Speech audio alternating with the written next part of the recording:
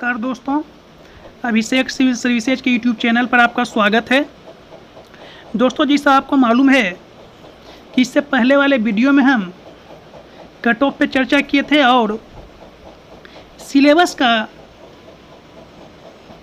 Discussion बहुत ही कम समय में एक ओवरव्यू, उस एपिसोड में हम सिर्फ सिलेबस का ओवरव्यू दिए थे। और आज हम प्रश्न पत्र 1 जो क्वालिफाइंग है, समान हिंदी और समान अंग्रेजी, और प्रश्न पत्र 2 का आज हम डिस्कस भी करेंगे। और प्रश्न पत्र 3 से जो जीएस पेपर स्टार्ट होता है उसका भी हर टॉपिक का डायमेंशन को हम आज डिस्कस करेंगे कि आपको फोकस कहाँ करना है, सिलेबस में किन किन बातों को इंगित किया गया है और आपकी स्ट्रेटजी क्या होनी चाहिए मुख्य परीक्षा को लेकर। दोस्तों, जैसा आपको मालूम है कि हमने कट ऑफ जनरल का 115 से 120 क्वेश्चन बताया था। इसमें कई दोस्तों का कॉल भी आया कि सर मेरा 110 आ रहा है जनरल में। तो जिनका 110 नंबर के आसपास भी हो वो भी मेंस की तैयारी में लग जाए, क्योंकि मैंने ये एक्सेप्टेड कट ऑफ बताया था 115 से 120। यदि आपका 110 के लगभग भी प्रश्न सही हो रहे हैं तो आपको मुख्य परीक्षा में लग जाना चाहिए। जो भी स्टूडेंट अपने आप को बॉर्डर लाइन पे पा रहे हैं वो भी बिना हिचकिचाहट के मुख्य परीक्षा की तैयारी में लग जाएं।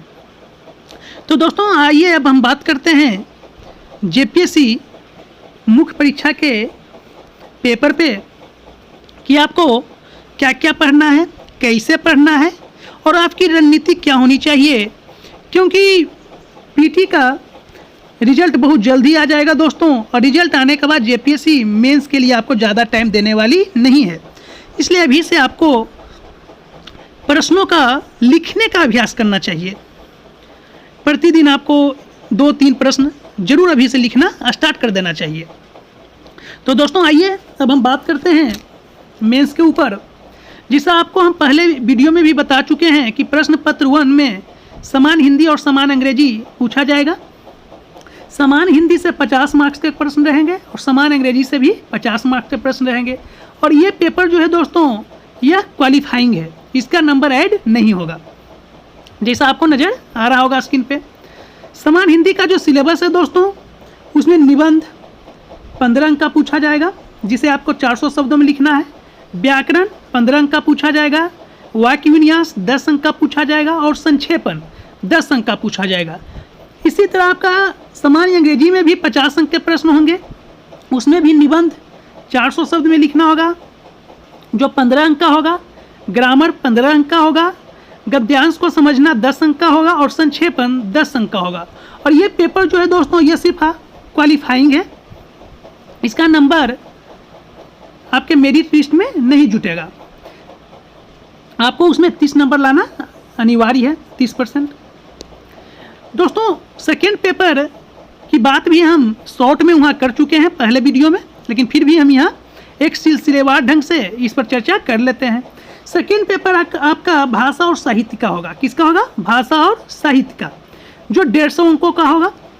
टाइम आपका 3 घंटे रहेंगे। इनमें से किसी एक भाषा का चयन आपको करना होगा। जिसे कितने लोग हिंदी भाषा और साहित्य का चयन कर सकते हैं, कोई खोरठा भाषा और साहित्य का चयन करेंगे, कोई नागपुरी भाषा और साहित्य का चयन करेंगे। तो ये लिटरेचर का सब्जेक्ट हो गया दोस्तों। इन 15 सब्जेक्ट में से 15 लिटरेचर में से एक का चयन आपको करना है सेकेंड पेपर में, और यह जो है 150 मार्क्स का रहेगा। अगर नेक्स्ट हम बात करें जीएस पेपर। जीएस पेपर जो है दोस्तों, आपका प्रश्न पत्र 3 से स्टार्ट हो जाता है। प्रश्न पत्र 3 से आपका जीएस पेपर स्टार्ट हो जाता है। दोस्तों, जैसा आपको मालूम है कि जीएस पेपर जो है प्रश्न पत्र 3 से जो स्टार्ट हो रहा है, प्रत्येक पेपर जो है आपका 200 अंक का होगा, जिसमें से प्रत्येक पेपर में 20 प्रश्न आपको बताए थे ऑब्जेक्टिव होगा और प्रत्येक प्रश्न 2 नंबर का होगा। मतलब कि 40 नंबर का क्वेश्चन आपका हर एक पेपर में प्रश्न पत्र 3 से जो जीएस पेपर स्टार्ट है उसमें से ऑब्जेक्टिव वस्तुनिष्ठ प्रकार के प्रश्न रहेंगे। उसके बाद आपका 4 प्रश्न आपको प्रत्येक पेपर से सब्जेक्टिव लिखना होगा, जो 40 नंबर का प्रत्येक क्वेश्चन रहेगा। और यह क्वेश्चन जो है, जो दीर्घ उत्तरीय रहेगा, सब्जेक्टिव रहेगा, उसे आपको कम से कम, अगर 40 नंबर का क्वेश्चन है दोस्तों, तो 400 वर्ड्स, लगभग 400 वर्ड्स में आपको लिखना होगा। तो आज हम बात करेंगे कि सामाजिक विज्ञान जो आपका प्रश्न पत्र 3 है, इसमें आपको क्या पढ़ना है, कैसे पढ़ना है और आपकी रणनीति क्या होनी चाहिए। दोस्तों, जैसा आपको मालूम होगा कि सामाजिक विज्ञान के प्रश्न पत्र के 2 पृथक खंड होंगे, एक है आपका हिस्ट्री का और एक है ज्योग्राफी का। तो हिस्ट्री से आपके 100 अंक के प्रश्न रहेंगे और ज्योग्राफी से भी 100 अंक के प्रश्न रहेंगे, टोटल 200 मार्क्स। तो हिस्ट्री से आपके 10 वस्तुनिष्ठ प्रश्न रहेंगे हिस्ट्री से, और ज्योग्राफी से 10 वस्तुनिष्ठ प्रश्न रहेंगे। यहाँ तक तो आपको, आप लोगों का क्लियर होगा। तो उसके बाद जैसा आपको दिख रहा होगा कि प्रत्येक खंड के अनिवार्य प्रश्न में संबंधित खंड के पूरे पाठ्यक्रम को 10 वस्तुनिष्ठ प्रकार के प्रश्न होंगे। प्रत्येक प्रश्न कितने अंकों का होगा? 2 अंक का होगा। तो हिस्ट्री से 10 अंक के 10 प्रश्न रहेंगे, जो 2 मार्क्स से, मतलब 20 मार्क्स के वस्तुनिष्ठ प्रश्न जो है हिस्ट्री से रहेंगे। ज्योग्राफी से भी 20 मार्क्स से रहेंगे, टोटल 40 मार्क्स का वस्तुनिष्ठ प्रकार का प्रश्न रहेगा। और दोस्तों, दीर्घ उत्तरीय प्रश्न जो है, उसमें आप जो हैं चुन सकते हैं प्रश्नों को कि आपको किन किन प्रश्नों का जवाब देना है। लेकिन वस्तुनिष्ठ प्रकार का जो प्रश्न है, वो प्रश्न जो है आपको उसमें आपका ऐच्छिक प्रश्न नहीं होंगे। वो प्रश्न, वस्तुनिष्ठ प्रकार के प्रश्न जो है ऐच्छिक प्रश्न नहीं होंगे। जैसा आपको दिख रहा होगा यहाँ, इतिहास और भूगोल दोनों में से प्रत्येक के 4 पृथक उपखंड होंगे, ABCD। एक प्रश्न प्रत्येक उपखंड से होगा। इस तरह कुल 4 ऐच्छिक प्रश्न दोनों विशिष्ट खंड इतिहास और भूगोल में से प्रत्येक में होगा, जिसमें से उम्मीदवार को सिर्फ 2 प्रश्नों प्रत्येक 40 अंक का उत्तर देना होगा। अर्थात हिस्ट्री से आपको 2 प्रश्न का उत्तर देना होगा दीर्घ उत्तरीय, और ज्योग्राफी से आपको 2 का उत्तर देना होगा। मतलब 4 में से हिस्ट्री से 2 प्रश्न का जवाब देना है, और ज्योग्राफी में से भी 4 में से 2। अगर पेपर की बात कर ली जाए, पेपर 3 में, तो 8 प्रश्न में से 4 का जवाब देना है। तो इस तरह से आपका सिलेबस को बांटा गया है। तो अगर इतिहास की हम बात करें, तो आपका इतिहास से 100 अंक के प्रश्न पूछे जाएंगे। उसमें आपका प्राचीन काल, मध्यकाल और आधुनिक काल के इतिहास सम्मिलित होंगे। तो दोस्तों, आपको यहाँ ध्यान देना है कि आपको फोकस कहाँ करना है। फोकस आपको कहाँ करना चाहिए कि आपकी तैयारी अच्छी हो सके। तो देखिए, प्राचीन काल में आपको क्या पढ़ना है। प्राचीन काल में पहला है टॉपिक है सिंधु घाटी सभ्यता, उत्पत्ति, पुरातत्व, विस्तार, साहित्यिक कार्य और मुख्य लक्षण। सिलेबस के लैंग्वेज को आपको पकड़ना है और शब्द को, कि सिलेबस आपका क्या कह रहा है। सिंधु घाटी सभ्यता की उत्पत्ति के बारे में आपको जानना होगा, इसकी उत्पत्ति कैसे हुई। पुरातत्व के बारे में जानना होगा, इस सिंधु घाटी सभ्यता का विस्तार के बारे में आपको जानना होगा। साहित्यिक कार्य और मुख्य लक्षण सिंधु घाटी सभ्यता के क्या थे। इस ढंग से आपको इसकी तैयारी करनी है। जिसे आपसे पूछा जा सकता है सिंधु घाटी सभ्यता से संबंधित प्रश्न कि सिंधु घाटी सभ्यता की मुख्य विशेषताओं का वर्णन करें। तो आपको अभ्यास के लिए हम ये प्रश्न बता रहे हैं कि प्रश्न कैसे पूछा जा सकता है। आपसे इस प्रकार से भी प्रश्न पूछे जा सकते हैं कि दूसरी सभ्यताओं के साथ सिंधु सभ्यता ने अपने संपर्क कैसे स्थापित किए। अपना उत्तर उसके पश्चिमी व्यापार के संदर्भ में दीजिए, क्योंकि यहाँ आपका उत्पत्ति, पुरातत्व, विस्तार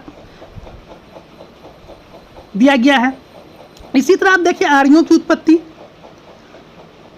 उसके बाद आपका है वैदिक साहित्य की पुरातनता और स्तरीकरण, पूर्व ऋग्वैदिक काल के दौरान समाज, अर्थव्यवस्था और धर्म। देखिए, समाज, अर्थव्यवस्था और धर्म यहाँ दे दिया गया है। तो यहाँ से प्रश्न आपके कैसे बन सकते हैं।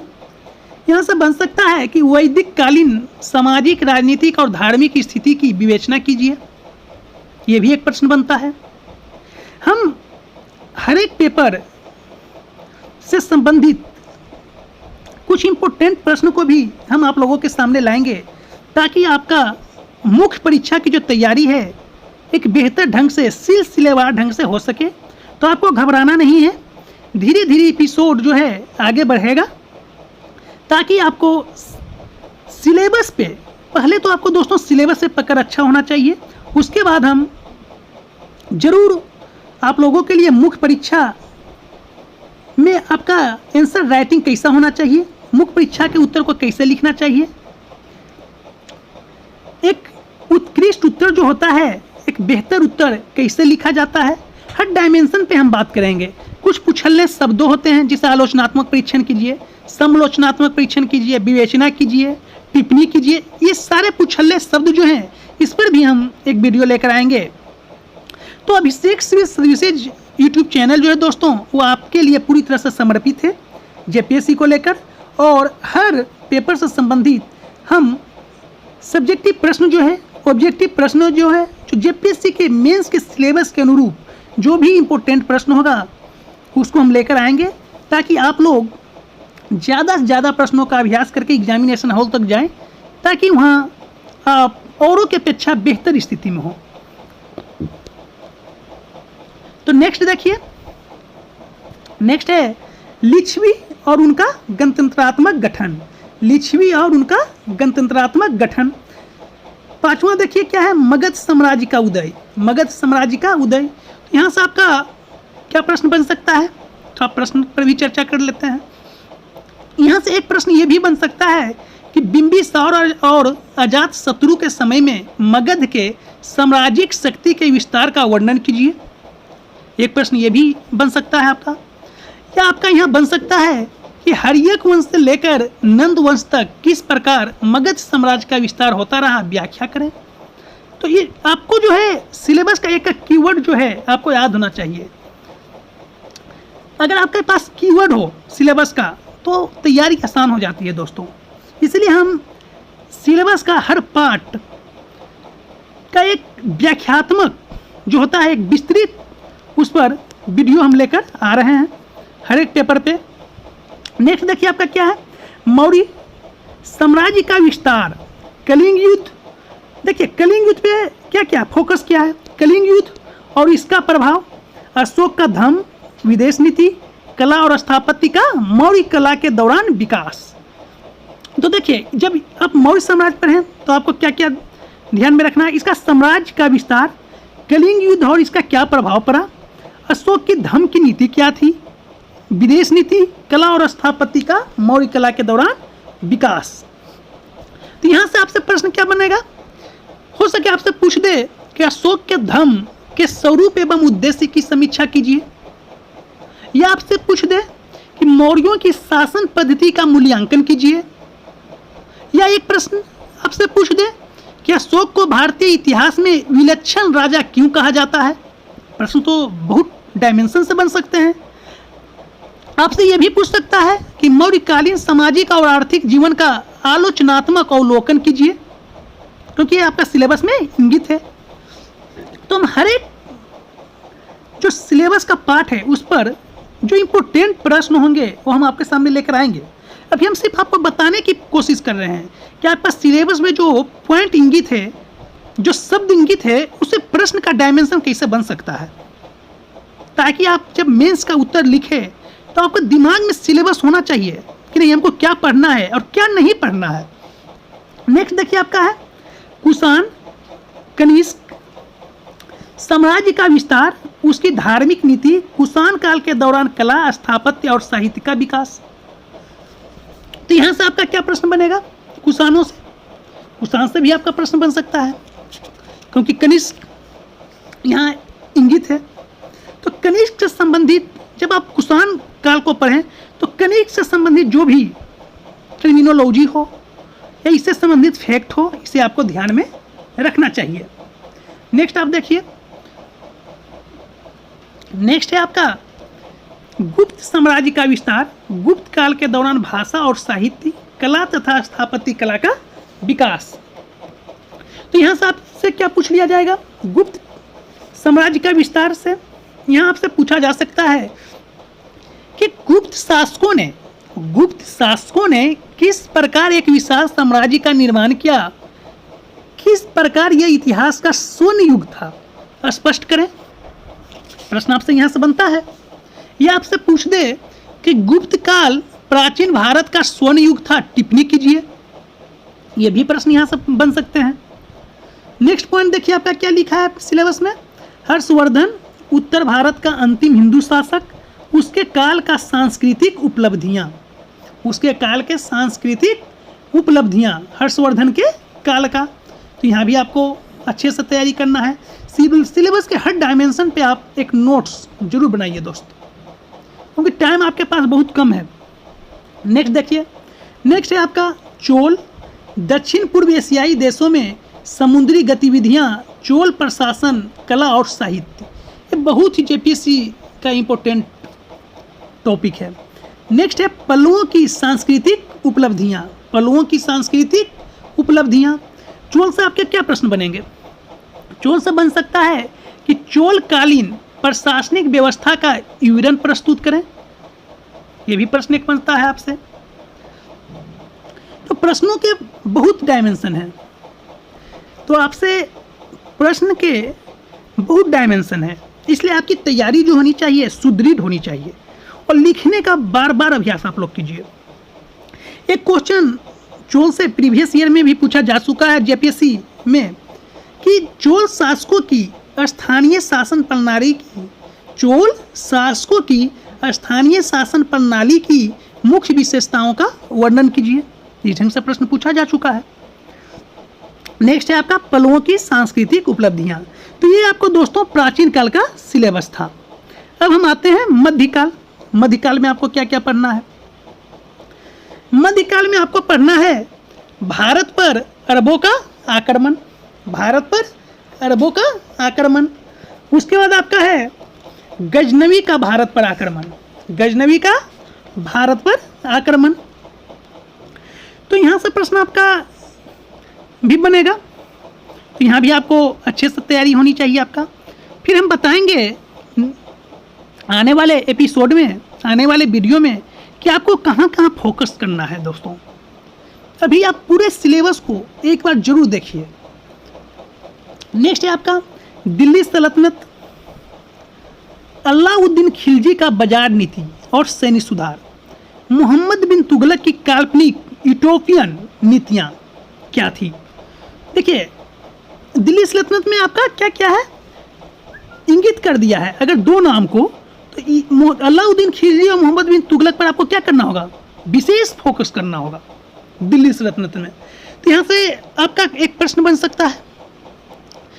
उदाहरण स्वरूप हम दे रहे हैं आपको कि आप जब सिलेबस को पढ़िए और उस टॉपिक से संबंधित कोई बुक को पढ़िए तो आपके दिमाग में आना चाहिए प्रश्न कैसे बन सकते हैं।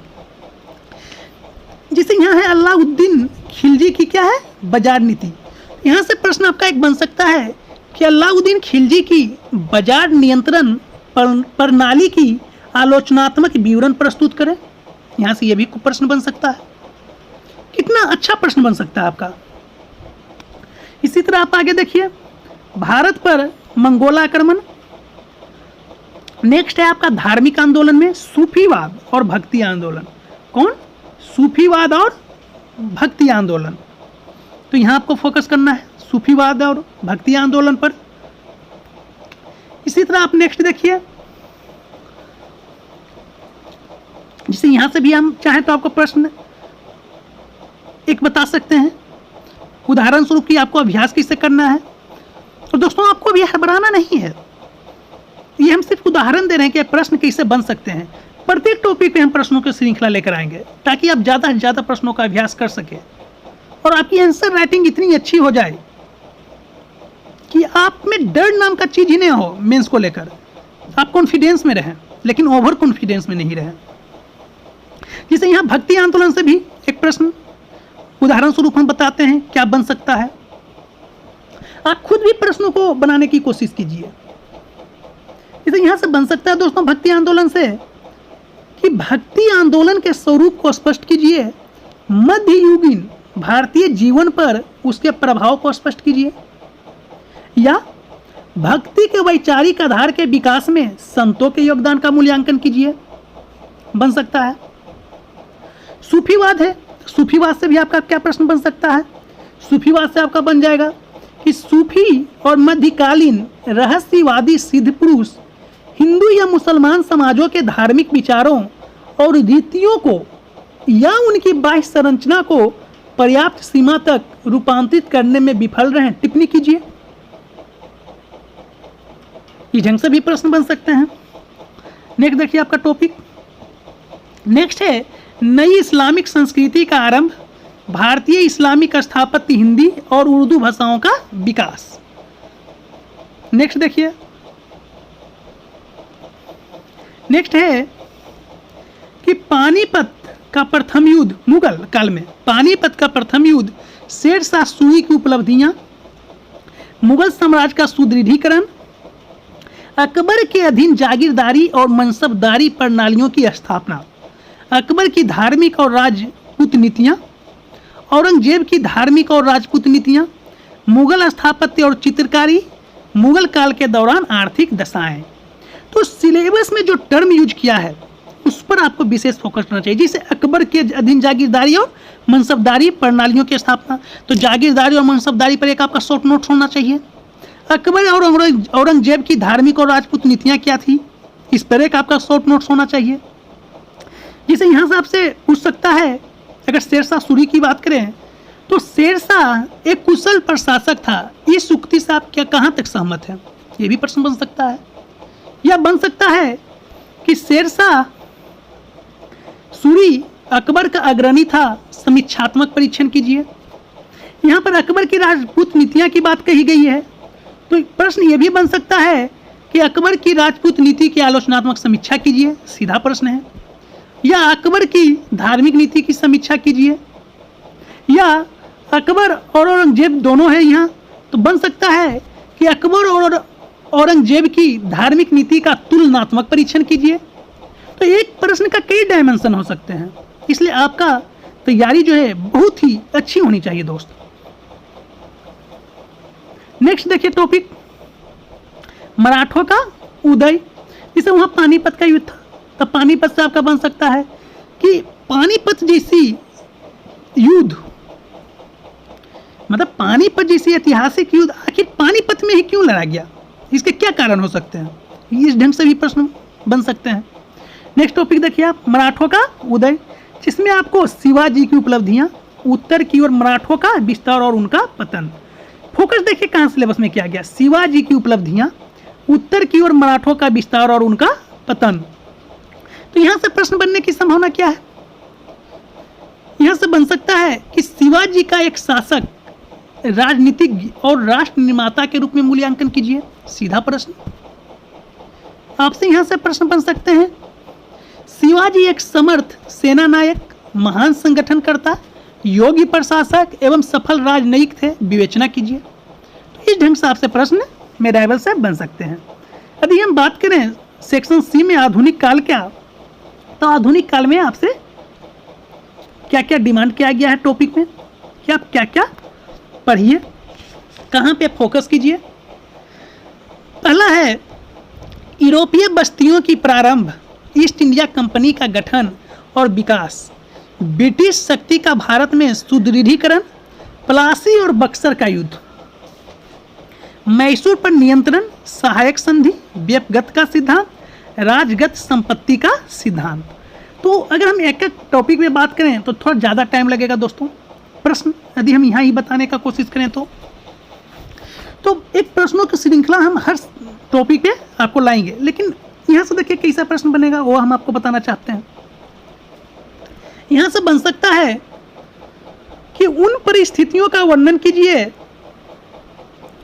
जिनके सहयोग से अंग्रेज भारत में अपना राजनीतिक आधिपत्य स्थापित करने में सफल हो पाए। या आपसे यहाँ बन सकता है ईस्ट इंडिया कंपनी का गठन है, तो यह भी बन सकता है कि यह दिखाइए कि ब्रिटिश ईस्ट इंडिया कंपनी ने भारत में कैसे एक विशाल साम्राज्य स्थापित किया। बक्सर के युद्ध से आपका प्रश्न क्या बन सकता है? बन सकता है कि बक्सर युद्ध के कारणों एवं परिणामों का आलोचनात्मक परीक्षण कीजिए। सीधा प्रश्न बन सकता है। तो इस ढंग से आपसे प्रश्न बन सकता है। प्लासी का युद्ध है, तो प्लासी के युद्ध से भी आपका क्वेश्चन बन सकता है कि प्लासी का युद्ध ने भारत में अंग्रेजों की तो यहाँ आपके प्रश्न क्या बन सकते हैं दोस्तों कि प्लासी के युद्ध ने अंग्रेजों की प्रभुता बंगाल में स्थापित की, परंतु बक्सर के युद्ध ने कंपनी को एक अखिल भारतीय शक्ति का रूप दिया। आलोचनात्मक परीक्षण कीजिए। इस ढंग से आपसे प्रश्न पूछ देगा। नेक्स्ट देखिए आपका टॉपिक में क्या है आपके सिलेबस में, औपनिवेशिक शासन के प्रति प्रतिरोध, किसान, जनजातीय और सांस्कृतिक पुनर्जागरण, 1857 की विद्रोह। तो यहाँ से आपके क्या बन सकते हैं प्रश्न, यहाँ से आपके बन सकते हैं कि भारतीय अर्थव्यवस्था पर अंग्रेजी शासन के आर्थिक प्रभावों का परीक्षण कीजिए। सीधा प्रश्न आपसे पूछा जा सकता है।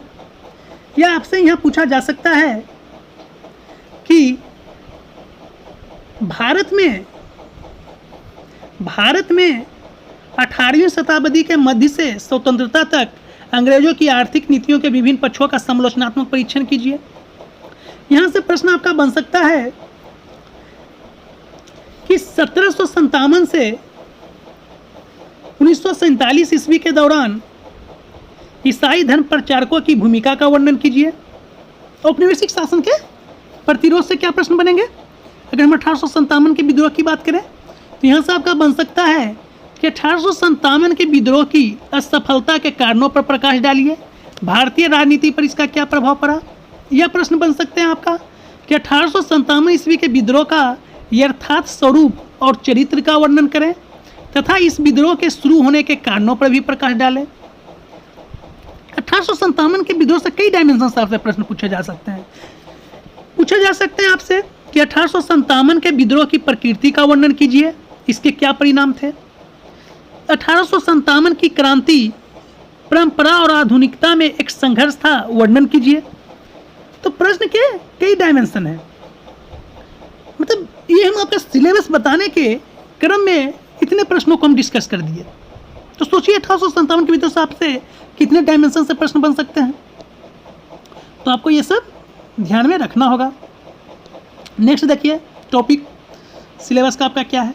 हिंदू समुदाय में समाज सुधार आंदोलन, ब्रह्म समाज, आर्य समाज, रामकृष्ण मिशन, प्रार्थना समाज और भारत का थियोसॉफिकल समाज।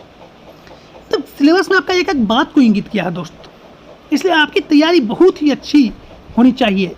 बस सिलेबस पे आपका यदि पकड़ हो और आप यदि अच्छे से तैयारी कर लें सिलेबस के कीवर्ड को पकड़कर, तो इस बार जेपीएससी में आपका सिलेक्शन पक्का है दोस्तों। बस आप अपना 100% दीजिए। यदि आपने अपना 100% दिया तो एग्जामिनेशन हॉल में आपका वो 100% आपके कलम से निकलेगा, आपकी पेन से निकलेगा दोस्त। तो यहाँ से क्या प्रश्न बन सकते हैं, ये हम बस आप लोगों को उदाहरण स्वरूप समझा रहे हैं कि आपके टॉपिक, जब आप उस टॉपिक को पढ़िए तो कैसे पढ़िए, कहाँ आपको फोकस रखना चाहिए। इसलिए हम प्रश्नों के माध्यम से आपके सिलेबस को हम समझा रहे हैं। जिसे यहाँ से आपका प्रश्न बन सकता है कि सामाजिक धार्मिक सुधार आंदोलनों ने 19वीं शताब्दी में स्त्रियों की मुक्ति में किस सीमा तक योगदान दिया। यह बन सकता है को प्रश्न कि 19वीं शताब्दी में हिंदू सुधारकों द्वारा चलाए गए सामाजिक एवं धार्मिक आंदोलनों की संक्षेप में मुख्य विशेषताओं का वर्णन कीजिए। क्योंकि एक प्रश्न आपको 40 नंबर का लिखना है, तो लगभग आपको 400 शब्द में एक प्रश्न का जवाब देना है दोस्तों। इसलिए आपके पास फैक्ट होना चाहिए, आपके पास कॉन्सेप्ट भी होना चाहिए। नेक्स्ट देखिए आपका क्या है, रामकृष्ण मिशन, प्रार्थना समाज, भारत का थियोसॉफिकल समाज, सब पे प्रश्न बनेगा। और एक प्रश्नों की श्रृंखला में हम हर डायमेंशन को टच करते हुए आपके लिए अभ्यास प्रश्नों की श्रृंखला चलाएंगे जेपीएससी मुख्य परीक्षा को लेकर। बस आप लोग तैयार रहिए। यदि आपने 100% दिया तो अभिषेक सिविल सर्विसेज आप पर आपसे ज़्यादा मेहनत करने को तैयार है। बस आप मेहनत करने के लिए तैयार रहिए। फिर देखिए एग्जामिनेशन हॉल में आप नहीं, आपका कलम जवाब देगा उन प्रश्नों का जो आयोग पूछेगा। बस आप मेहनत तो कीजिए दोस्त। नेक्स्ट देखिए क्या है, मुस्लिम समुदाय में समाज सुधार आंदोलन, वहाबी आंदोलन और अलीगढ़ आंदोलन। देखिए तो वहाबी आंदोलन से आपसे क्या क्वेश्चन पूछ सकता है, सीधा क्वेश्चन है, वहाबी आंदोलन पर संक्षिप्त टिप्पणी लिखे, ये भी पूछ सकता है, ये भी तो प्रश्न पूछ सकता है। तो आपको एकदम प्रश्न के अनुरूप आप सिलेबस को समझिए। नेक्स्ट देखिए क्या है, महिलाओं की स्थिति में उठान हेतु संघर्ष, सती प्रथा का उन्मूलन, विधवा विवाह एक्ट, सम्मति उम्र एक्ट, महिला शिक्षा पर बल। महिला शिक्षा पर बल, आजकल महिला शिक्षा पर बल दिया भी जा रहा है, नारी सशक्तिकरण के लिए कई योजनाएं चलाई जा रही है। तो ये भी एक तरह से इम्पोर्टेंट टॉपिक आपका है, तो यहाँ भी आपको फोकस करना होगा कि महिलाओं की स्थिति वर्तमान में क्या है। वर्तमान से भी जोड़ सकता है इस सवाल को, करंट से भी जोड़ सकता है, तो इसलिए यहाँ आपको फोकस करना होगा। नेक्स्ट देखिए आप, ब्रिटिश शासन के अधीन भू राजस्व प्रशासन, अस्थायी बंदोबस्त, रैयतवारी और महालवारी प्रथाएं। देखिए डायरेक्ट इंगित किया क्या भू राजस्व प्रशासन में आपको क्या क्या पढ़ना, अस्थायी बंदोबस्त, रैयतवारी और महालवारी। तो इस पर एक संक्षिप्त नोट्स आप बना लीजिए कि आपके पास कीवर्ड होना चाहिए। सिलेबस के कीवर्ड से आप नोट्स तैयार कीजिए कि क्या पढ़ना है आपको और क्या नहीं पढ़ना है दोस्त। ये नहीं कि सिलेबस में कुछ है आप पढ़ रहे हैं कुछ, तो स्ट्रेटजी आपकी सही होनी चाहिए, नहीं तो गलत स्ट्रेटजी अपनाकर आप मेहनत बहुत कीजिएगा लेकिन रिजल्ट नहीं होगा। तो दोस्तों मेहनत के साथ साथ आपकी स्ट्रेटजी भी सही होनी चाहिए। तो यहाँ से भी आपके प्रश्न अच्छे खासे बन सकते हैं। प्रश्न का डायमेंशन, देखिए प्रश्न तो आपको हिस्ट्री में 2 ही का उत्तर लिखना है, लेकिन पढ़ना तो पड़ेगा आपको दोस्त। तो सिलेक्टिव होकर थोड़ा पढ़िए, जो सिलेबस में दिया हुआ है उसी को बार बार हम पढ़ेंगे। नेक्स्ट देखिए, 19वीं सदी में भारत में राष्ट्रवाद का उदय, भारतीय राष्ट्रीय कांग्रेस का गठन, उदारवादी और अतिवादी, स्वदेशी आंदोलन, होम रूल लीग आंदोलन और खिलाफत आंदोलन। तो यहां से आपके प्रश्न क्या बनेंगे, यहां से आपका प्रश्न बन सकता है कि क्या है 19वीं सदी में भारत में राष्ट्रवाद का उदय। जो इंपॉर्टेंट टॉपिक है एकदम सबसे ज़्यादा इंपॉर्टेंट टॉपिक आपका राष्ट्रवाद है। तो यहाँ से आपका प्रश्न बन सकता है, पहला प्रश्न कि राष्ट्रवाद को परिभाषित कीजिए, राष्ट्रवाद को परिभाषित कीजिए, रविंद्रनाथ टैगोर ने इसे किस प्रकार परिभाषित किया। प्रश्न ये भी बन सकता है। आपसे प्रश्न भारतीय राष्ट्रीय कांग्रेस के गठन पर भी बन सकता है। आपसे यहाँ यह भी प्रश्न बन सकता है कि भारतीय राष्ट्रीय आंदोलन के दौरान राष्ट्रवाद के उत्थान में सहायक तत्वों की व्याख्या करें। भारतीय राष्ट्रीय कांग्रेस में नरमपंथी चरमपंथी विभाजन के सैद्धांतिक आधार को स्पष्ट कीजिए। आपसे यह भी प्रश्न बन सकता है। आपसे यहाँ यह भी प्रश्न बन सकता है कि बिहार और झारखंड से भी जोड़कर आपसे यहाँ प्रश्न बन सकते हैं। जिसे झारखंड का इतिहास भी आपको पढ़ना है तो झारखंड के इतिहास से भी जोड़कर आपके प्रश्न आ सकते हैं यहाँ। तो झारखंड के इतिहास को भी आपको इंटरलिंक करके पढ़ना है दोस्तों। जैसे स्वदेशी आंदोलन, तो स्वदेशी आंदोलन पर आपका पूछ सकता है कि स्वदेशी पर जोर देकर गांधी जी कौन सा संदेश देना चाहते थे, टिप्पणी कीजिए। ये भी प्रश्न यहाँ से बन सकते हैं। तो ये सारे डायमेंशन को आपको अच्छे से तैयार करना है। नेक्स्ट देखिए क्या है, नेक्स्ट है आपका महात्मा गांधी और जन आंदोलन, असहयोग आंदोलन, सविनय अवज्ञा आंदोलन और भारत छोड़ो आंदोलन। बहुत ही इंपॉर्टेंट टॉपिक, बहुत ही ज़्यादा इंपॉर्टेंट टॉपिक है दोस्तों ये आपका। यहाँ से आपके प्रश्न बहुत सारे डायमेंशन से बन सकते हैं। आपके प्रश्न पहला कि असहयोग आंदोलन के मजबूत और कमजोर पहलुओं का विस्तार से विश्लेषण कीजिए। स्वतंत्रता संग्राम में विशेष तौर पर गांधीवादी चरण के दौरान महिलाओं की भूमिका का विवेचना कीजिए। आपसे प्रश्न बन सकता है कि महात्मा गांधी को असहयोग आंदोलन आरंभ करने के लिए किन परिस्थितियों ने प्रेरित किया था? भारतीय स्वतंत्रता संघर्ष में इसके योगदान का परीक्षण कीजिए। आपसे प्रश्न बन सकता है 1920 में गांधी जी द्वारा शुरू किए गए असहयोग आंदोलन के कारणों का विश्लेषण कीजिए। क्या यह सफल रहा? इस ढंग से भी प्रश्न बन सकते हैं। तो आपको हर परिस्थिति के लिए तैयार रहना होगा। नेक्स्ट देखिए आप, नेक्स्ट है आपका भारत का विभाजन और इसके परिणाम। भारत का विभाजन और इसके परिणाम है। उसके बाद है आपका स्वतंत्रता के बाद भारत, देशी राज्यों का भारत में विलय, राज्य का भाषाई अनुमोदन, नेहरू और इंदिरा गांधी के अधीन गुट निरपेक्ष नीति, बांग्लादेश का स्वतंत्रता, बांग्लादेश का स्वतंत्रता। यहाँ से भी आपके प्रश्न क्या बन सकते हैं? यहाँ से आपके प्रश्न बन सकते हैं कि उन परिस्थितियों का समालोचनात्मक परीक्षण कीजिए जिसके कारण भारत का बांग्लादेश के उदय में निर्णायक भूमिका का निर्वहन करना पड़ा। यहाँ से आपके प्रश्न बन सकते हैं कि भारत के विभाजन के क्या कारण थे, इसका विश्लेषण कीजिए। यह भी प्रश्न तो बन सकता है। आपसे यह प्रश्न बन सकता है कि 1940 से 47 के मध्य घटित उन मुख्य घटनाओं अथवा परिस्थितियों का संक्षिप्त वर्णन कीजिए जो भारत विभाजन के लिए सहायक बनी। क्या यह अपरिहार्य था? इस ढंग से प्रश्न बनते हैं दोस्तों। तो आपको जब भी आप तैयारी कीजिए, खुद अपने आप से प्रश्न बनाइए, प्रीवियस ईयर क्वेश्चन को देखिए, बार बार सिलेबस को देखिए, फिर आप अपनी तैयारी को एक दिशा दीजिए।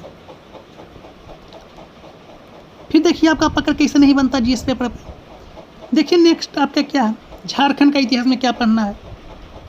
झारखंड के इतिहास में आदि धर्म अर्थात झारखंड के आदिवासियों की सरना संस्कृति, सदान की संकल्पना और नागपुरिया भाषा का प्रकटन, झारखंड में जनजातीय विद्रोह और राष्ट्रवादी संघर्ष, बिरसा आंदोलन, टाना भगत आंदोलन और झारखंड में स्वतंत्रता आंदोलन।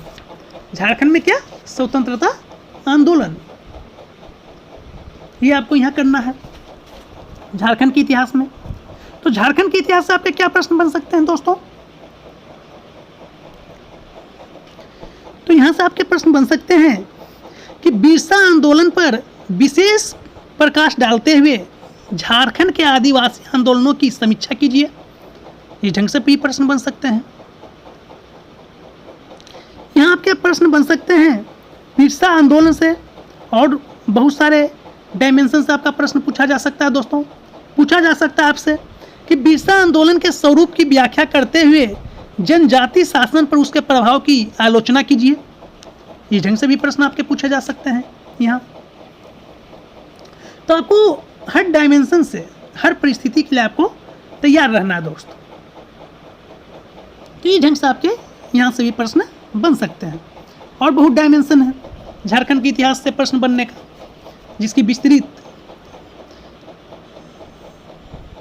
प्रश्नों की जो श्रृंखला हम लेकर आएंगे उसमें हम करेंगे। हर टॉपिक से संबंधित प्रश्न पे बात करेंगे हम वहाँ पर, ताकि हम आपको प्रश्नों के साथ आपके सिलेबस का एक ओवरव्यू आपसे हम करवा सके। प्रश्नों के द्वारा आप अपना सिलेबस को कंप्लीट कर सकें, क्योंकि टाइम बहुत कम है। उसमें आपको प्रश्नों का अभ्यास भी करना है, सिलेबस को भी कंप्लीट करना है। तो इस ढंग से आपको तैयारी दोस्तों करना है। आशा करते हैं कि आपको समझ में आया होगा झारखंड का इतिहास का सिलेबस। जेपीएससी मेंस के पेपर 3 के जो इतिहास का सिलेबस है वो भी समझ में आया होगा। अब हम बात करते हैं पेपर 3 में ही जो ज्योग्राफी सेक्शन है उस पर, कि ज्योग्राफी में आपको कैसे पढ़ना है और क्या पढ़ना है। जैसे खंड बी ज्योग्राफी से भी 100 अंक के प्रश्न रहेंगे, जिसमें 10 प्रश्न ऑब्जेक्टिव रहेंगे, जो प्रत्येक प्रश्न 2 मार्क्स का रहेगा, तो 20 मार्क्स के प्रश्न इसमें भी ऑब्जेक्टिव रहेंगे। और इसमें भी 4 प्रश्न जो पेपर 3 से आपको देना है, तो 2 प्रश्न कहाँ से आप दे दिए 4 में, हिस्ट्री से, और 2 प्रश्न का जवाब आपको ज्योग्राफी से देना है। तो 40 कितना हो गया, 2 प्रश्न अगर आप दिए सब्जेक्टिव में, तो 40 गुना 2 80, और 10 इंटू 2 20, मतलब 100 प्रश्न, 100 अंक का प्रश्न आपका ज्योग्राफी से पूछा जाएगा। तो देखिए आप सिलेबस को, पहला आपका सिलेबस का जो पार्ट है वो भौतिक भूगोल सामान्य सिद्धांत। तो ज्योग्राफी में आप देखिए कि आपके सिलेबस में क्या क्या इंगित किया गया है। तो पहला सेक्शन जो है दोस्तों वह है भौतिक भूगोल का सेक्शन है। भौतिक भूगोल में आपको पृथ्वी की उत्पत्ति और विकास, पृथ्वी का अंतराल, वेगनर का महाद्वीपीय प्रवास सिद्धांत, प्लेट टेक्टोनिक, ज्वालामुखी, भूकंप और सुनामी, ये सारे टॉपिक को आपको अच्छे से कवर करना है। तो यहाँ से प्रश्न आपका प्लेट टेक्टोनिक और महाद्वीपीय विस्थापन सिद्धांत को जोड़कर भी पूछा जा सकता है। ज्वालामुखी क्रिया के बारे में आपसे प्रश्न पूछा जा सकता है यहाँ से। तो इसमें आपको तैयारी जो है बहुत ही अच्छी होनी चाहिए दोस्त, और अभी भी आपके पास टाइम है कि आप आज से भी, यदि आपका प्रश्न 110 के लगभग भी सही हो रहा है, तो आप तैयारी में लग जाइए मुख्य परीक्षा के बिना समय गंवाए। नेक्स्ट देखिए आप, नेक्स्ट है आपका चट्टानों के प्रमुख प्रकार और उनकी विशेषताएं, जलीय, हिमानी, शुष्क और चुना पत्थर, क्षेत्र की स्तराकृतियों की उत्पत्ति और विशेषताएं। चट्टान के प्रकार से भी आपसे प्रश्न बना सकते हैं। नेक्स्ट देखिए भू आकृतिक प्रक्रियाएं, अपक्षय, बृहत अपशिष्टन, अपर्दन और निक्षेपण, मृदा निर्माण, भूदृश्य चक्र, डेविस और पेंग के विचार, डेविस और पेंग के विचार। तो आपसे यहाँ से प्रश्न भी बन सकते हैं। प्रश्न ये भी बन सकता है कि महाद्वीपीय विस्थापन सिद्धांत की परिसीमाओं की विवेचना कीजिए तथा स्पष्ट कीजिए कि कैसे प्लेट व्यर्थनिकी सिद्धांत उससे उत्कृष्ट है। यहाँ से प्रश्न आपका बन सकता है कि भू संतुलन सिद्धांत का एक आलोचनात्मक विश्लेषण प्रस्तुत कीजिए। अपर्दन चक्र से आपका प्रश्न बन सकता है कि अपर्दन चक्र की संकल्पना का विवेचना कीजिए तथा डेविस एवं पेंग के विचारों में अंतर स्पष्ट कीजिए। तो प्रश्न का जो डायमेंशन है दोस्तों बहुत है, तो आपको तैयारी अच्छे से करना है। भूकंप और ज्वालामुखी से भी प्रश्न बन सकते हैं कि भूकंप से सुनामी किस प्रकार उत्पन्न होती है, यह किस प्रकार से आगे बढ़ती है, विवेचना कीजिए। इस ढंग से आपके प्रश्न यहाँ से पूछे जा सकते हैं। नेक्स्ट देखिए आपका क्या है, वायुमंडल का संगठन, संरचना और स्तरीकरण। वायुमंडल का संगठन, संरचना और स्तरीकरण। नेक्स्ट आप लोग देखिए, नेक्स्ट है आपका सूर्यताप और पृथ्वी का उष्मा बजट। फिर है आपका तापमान का क्षैतिज और लंबवत वितरण, तापमान का प्रतिलोमन। फिर आपका है वायु राशि और वाताग्र, उष्ण और शीतोष्ण चक्रवात। तो आपको ये मालूम होना चाहिए कि वायु राशि क्या होती है, वाताग्र क्या है, उष्ण और शीतोष्ण चक्रवात क्या है। तो यहाँ से जो प्रश्न है दोस्तों वो आपसे बन सकता है कि सूर्य ताप से आपका क्या तात्पर्य है, पृथ्वी पर इसके वितरण का वर्णन कीजिए। या बन सकता है आपसे प्रश्न कि सूर्य ताप को कौन कौन से कारक प्रभावित करते हैं, ये भी प्रश्न आपसे बन सकता है। आपसे प्रश्न वायु राशि से बन सकता है कि वायु राशियों की उत्पत्ति, संचलन एवं विशेषताओं की विवेचना कीजिए। या वायु संहिता की परिभाषा लिखिए, ये कैसे उत्पन्न होती है, इनका वर्गीकरण कीजिए। इस ढंग से भी प्रश्न आपसे बनाया जा सकता है। तो प्रश्नों के कई डायमेंशन हैं, इसलिए आपको हर टॉपिक पे एक अच्छी तैयारी करनी है दोस्तों, कम समय में बेहतर तैयारी, और हो सकता है प्रश्नों के माध्यम से, प्रश्न के माध्यम से भी आप तैयारी कर सकते हैं। नेक्स्ट देखिए आपका क्या है सिलेबस में। नेक्स्ट है आपका वाष्पीकरण और संघनन, ओस, पाला, कुहासा, धुंध और बादल और वर्षा के प्रकार। तो आपको ये पता होना चाहिए संघनन क्या है, ओस क्या है, पाला क्या है, कुहासा क्या है, बादल क्या है, ये सारा चीज़ आपको मालूम होना चाहिए।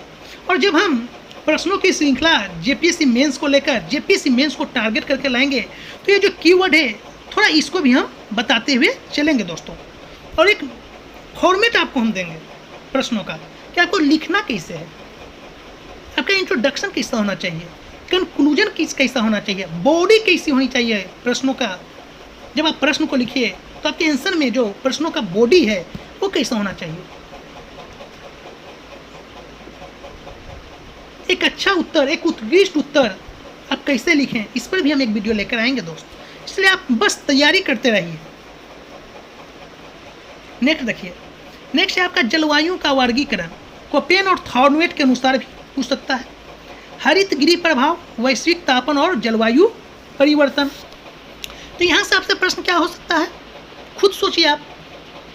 बन सकता है आपसे कि कोपेन द्वारा प्रस्तुत जलवायु के वर्गीकरण के आधार की व्याख्या कीजिए, इसके गुणों और सीमाओं का भी उल्लेख कीजिए, ये भी एक प्रश्न बन सकता है।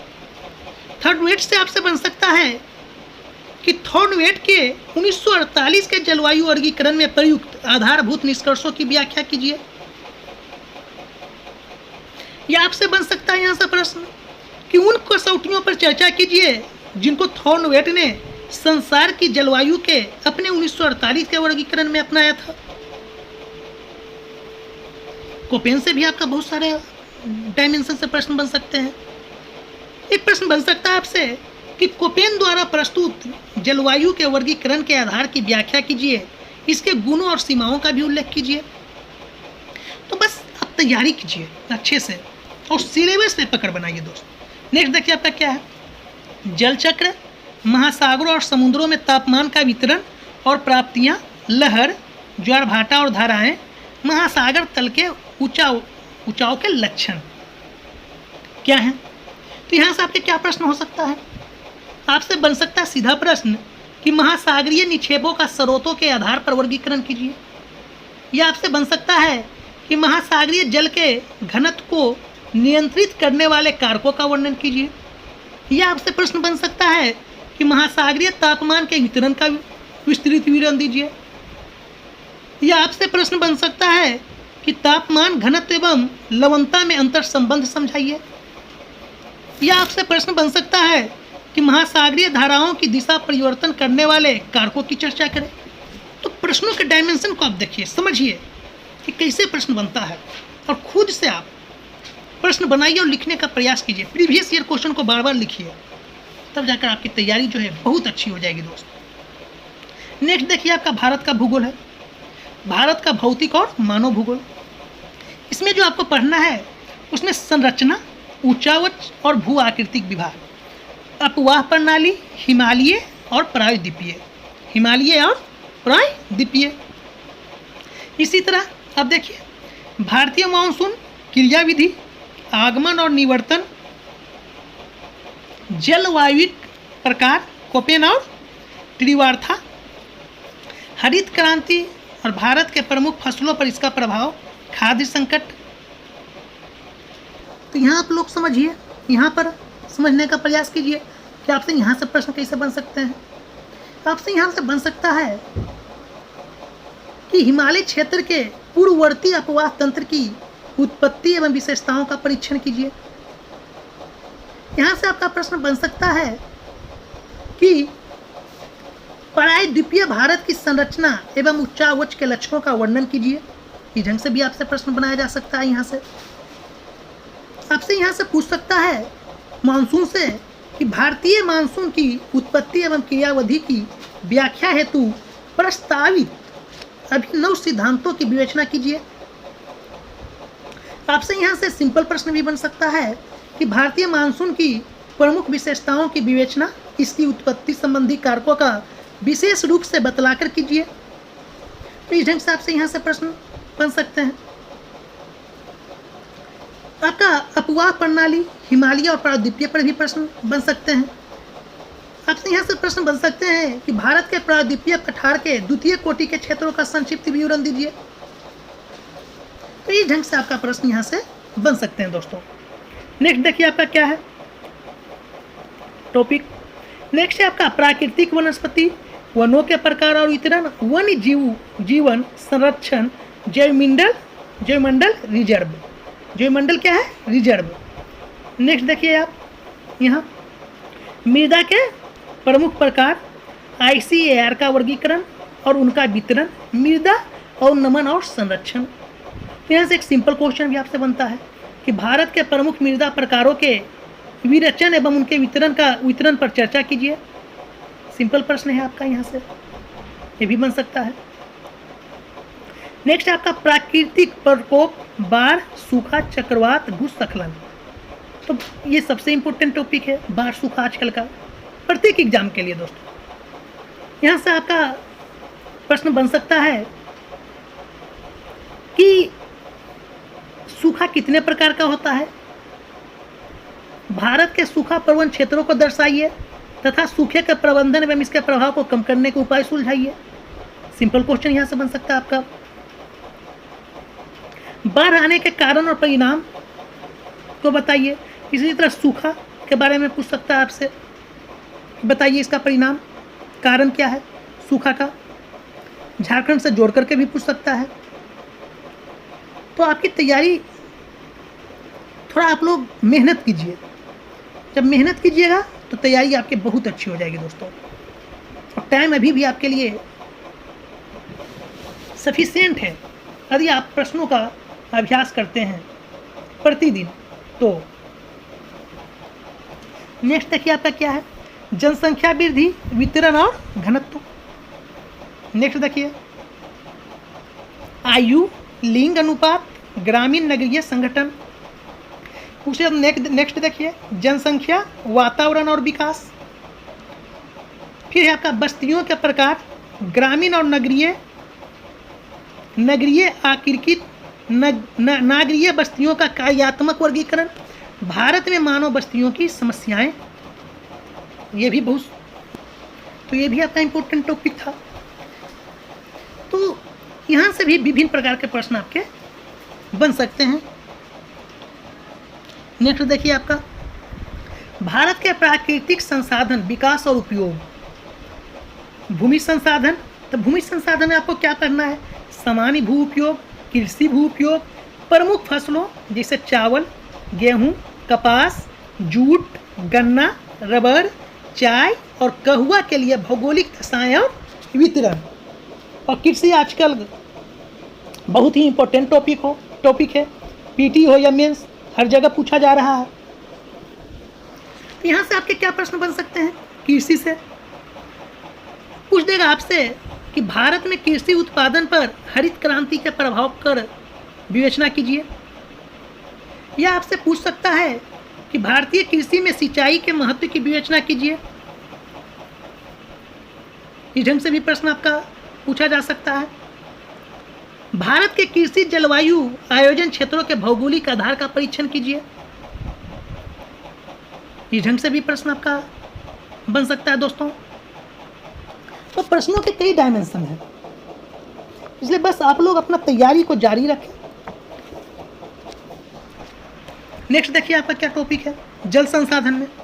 जल संसाधन में है कि उपलब्धता और उद्योग तथा दूसरे उद्देश्यों में इसका उपयोग, सिंचाई, जल संकट, वर्षा जल की खेती की संरक्षण की विधि और जल छाजन, संभरण, प्रबंध, भूमिगत जल प्रबंध। ये सारे टॉपिक हैं आपके यहाँ से। तो यहाँ से भी प्रश्न आपके बन सकते हैं कि राष्ट्रीय जल संसाधन नीति 2002 का वर्णन कीजिए। ये 1987 की नीति से किस प्रकार भिन्न है, ये भी प्रश्न यहाँ से बन सकते हैं। यह आपका बन सकता है कि भारत में जल संसाधनों की संरक्षण की आवश्यकता एवं उपयोगिता पर चर्चा कीजिए। इस ढंग से प्रश्न बनाए जा सकते हैं। नेक्स्ट देखिए आप खनिज और ऊर्जा संसाधन, वितरण और उपयोग, धात्विक खनिज, में लोहा है, अयस्क, तांबा, बॉक्साइट, मैगजीन।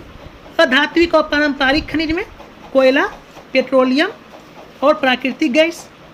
उसी तरह सी नंबर में देखिए जल विद्युत और ऊर्जा के गैर परंपरागत स्रोत, सौर, वायु, बायोगैस। डी देखिए ऊर्जा के स्रोत, उनका वितरण और संरक्षण। तो यहाँ से आपसे कैसे प्रश्न बनेंगे? सीधे प्रश्न बन सकते हैं आपके कि भारत के धात्विक खनिज संसाधनों का आलोचनात्मक परीक्षण उनकी वर्तमान एवं भावी मांगों के विशेष संदर्भ में कीजिए। इस ढंग से आपसे प्रश्न यहाँ से बन सकते हैं।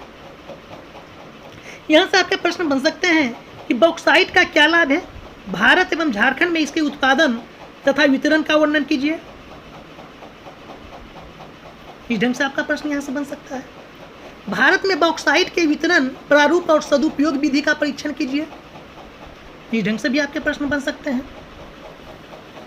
ऊर्जा से आपके प्रश्न बन सकते हैं कि ऊर्जा की वर्तमान एवं भावी मांगों के संदर्भ में भारत के जीवाश्मी ईंधन संसाधनों का मूल्यांकन कीजिए और उनके उपयोग की वर्तमान एवं भावी संभावनाओं का परीक्षण कीजिए।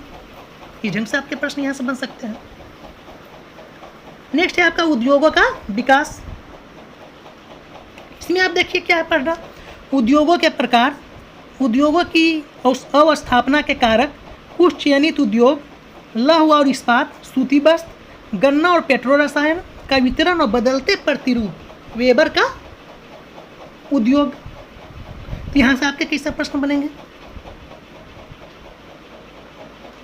यहाँ से ये बहुत सारे प्रश्न आपका बन सकता है, बहुत सारे डायमेंशन से, लोहा और इस्पात से। आपसे यहाँ से पूछा जा सकता है कि भारत में लोहा और इस्पात के संरक्षण एवं वितरण पर टिप्पणी कीजिए। डायरेक्ट क्वेश्चन यहाँ से आ सकता है। इस ढंग से भी यहाँ से क्वेश्चन बन सकते हैं। आपसे प्रश्न बन सकते हैं कि भारत में लौह एवं इस्पात उद्योग के स्थानीयकरण हेतु कारकों का आलोचनात्मक परीक्षण इस्पात उत्पादन के नए केंद्रों के विशेष संदर्भ में कीजिए। इस ढंग से आपसे प्रश्न बन सकता है। प्रश्न बन सकता है आपसे कि भारत में लोहा एवं इस्पात उद्योग की वृद्धि, अवस्थिति एवं वितरण की विवेचना कीजिए। इस ढंग से भी प्रश्न आपका बन सकता है। तो आप लोग बस तैयारी कीजिए और अपनी तैयारी को बहुत अच्छे ढंग से कीजिए दोस्तों, एक सही दिशा में कीजिए।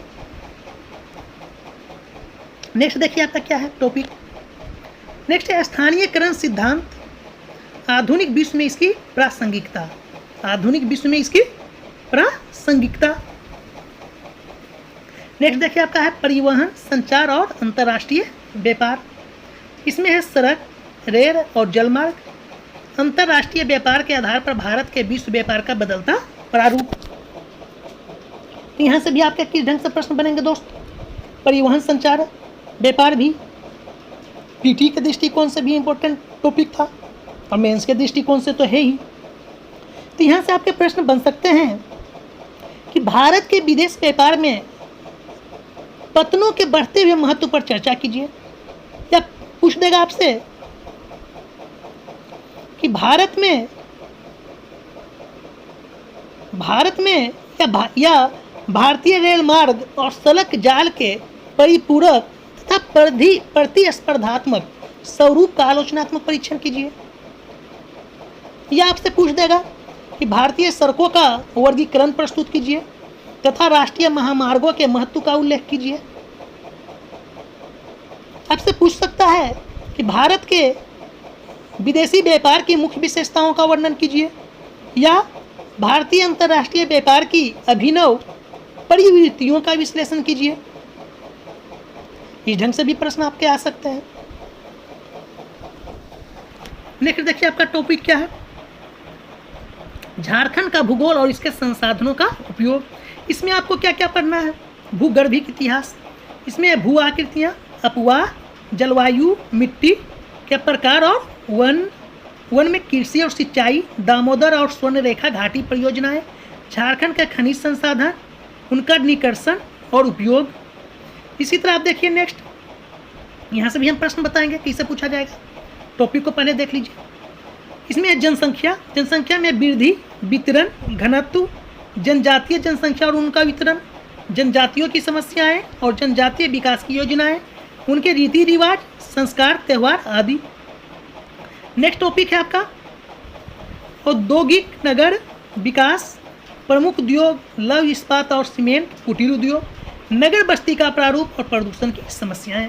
ये आपका झारखंड का भूगोल से संबंधित टॉपिक है। यहाँ से कैसे प्रश्न बनेंगे,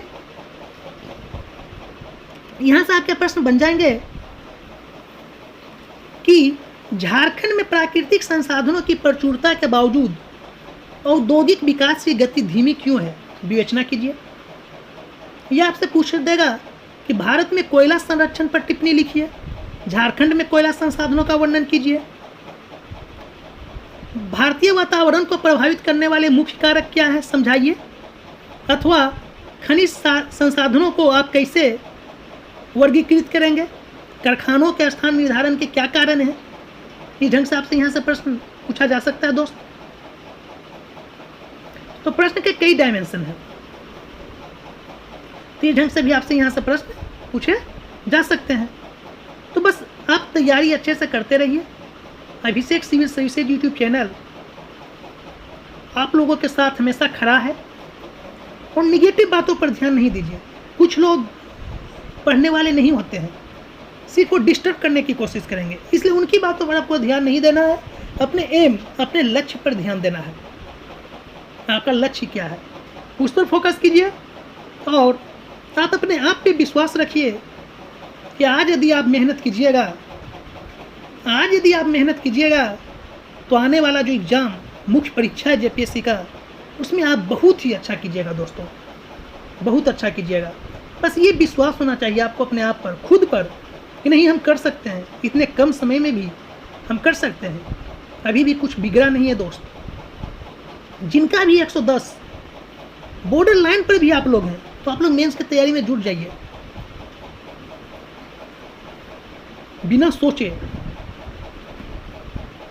और प्रश्नों का निरंतर अभ्यास कीजिए, क्योंकि प्रश्नों का अभ्यास ही आपके एग्जाम में आपको सफलता की सीढ़ी पार करवाएगी। तो तब तक के लिए धन्यवाद दोस्तों। और आप लोग अभिषेक सिविल सर्विसेज यूट्यूब चैनल, जो आपका चैनल है, उसको लाइक, सब्सक्राइब और शेयर करना न भूलें। और इसी तरह हम प्रत्येक पेपर का सिलेबस, जो जीएस पेपर का 4, 5, 6 है, उसको भी हम इसी तरह से डील करेंगे। इसी तरह से आपको बताएंगे, एक एक कीवर्ड को हम समझाएंगे, उससे कैसे प्रश्न बनते हैं ये भी हम आपको बताएंगे। तो तब तक के लिए धन्यवाद दोस्तों। और यदि आपको किसी प्रकार की हेल्प चाहिए तो आप कमेंट बॉक्स में मैसेज कर सकते हैं। अगर आपको किसी और अन्य चीज़ पर वीडियो चाहिए तो अभिषेक सिविल सर्विसेज आपसे ज़्यादा मेहनत करेगा। बस आप तैयार रहिए दोस्तों मेहनत करने के लिए। और बहुत जल्द सिलेबस समझाने के बाद, सिलेबस के कीवर्ड को बस आप पकड़िए, उसके बाद बहुत जल्द हम आपके लिए मेंस का अभ्यास प्रश्नों की श्रृंखला लेकर आएंगे, और उसका फॉर्मेट भी बताएंगे कैसे आपको लिखना है। एक वीडियो हम लेकर आएंगे कि मेंस में आपका उत्तर कैसा होना चाहिए, उत्कृष्ट उत्तर कैसे लिखे।